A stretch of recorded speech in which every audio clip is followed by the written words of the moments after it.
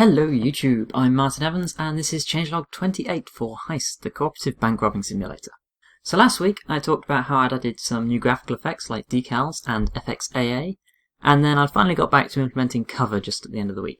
Well, it turns out that taking a break from cover and coming back with a new perspective on it was just what I needed. I managed to fix up some bugs as well as implement some new features.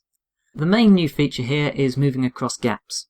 So if I take cover by this wall and then I strafe along to the end, she stops moving just here. Now, I don't have an animation for this yet, but she should be peeking around the end.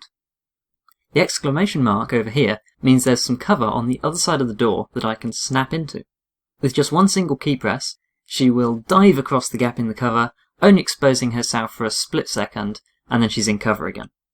Now, naturally I don't have animations for diving across cover, so for now she just walks, but you get the idea.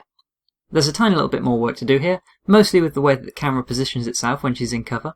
Also, I want to implement a new movement system for shooting, so if you're looking down the sights of your gun, you'll move in a different way.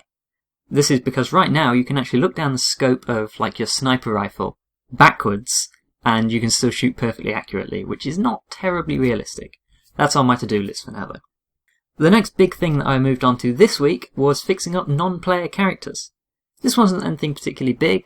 They've just been not worked on for a while. I just read the code, reminded myself how everything worked, brought everything up to date with changes in the engine.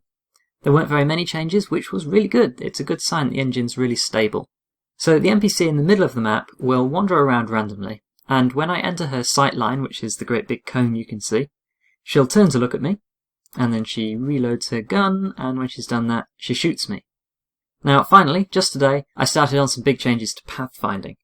I last worked on pathfinding about 6 months ago, and I talked about it in Changelog 18. At the time, it was pretty much complete. There was just one dirty little secret that I didn't mention. The world is generated in chunks, which are 50 meters cubed, and nav meshes are generated per chunk.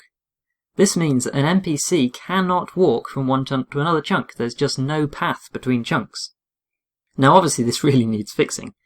So I've started working on the groundwork for this. It's pretty complicated because obviously the world generator shuffles a lot of information about, it's multi-threaded, it's streaming loads of stuff off disk, there's just loads of stuff going on. But once I've got this done, which will probably take most of next week, I'll be able to have intelligent NPCs who can pursue the player by plotting paths to suspicious noises and then walking over to investigate them and that kind of thing.